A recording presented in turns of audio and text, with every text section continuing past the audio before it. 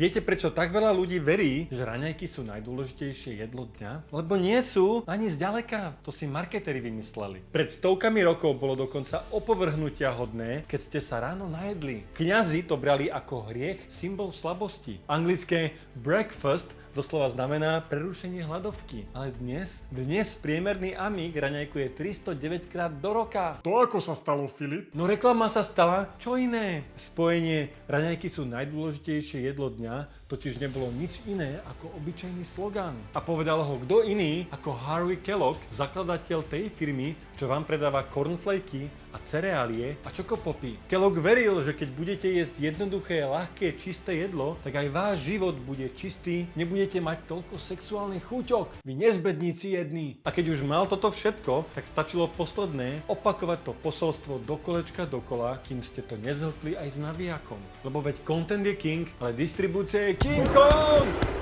Mršky jedny marketérske.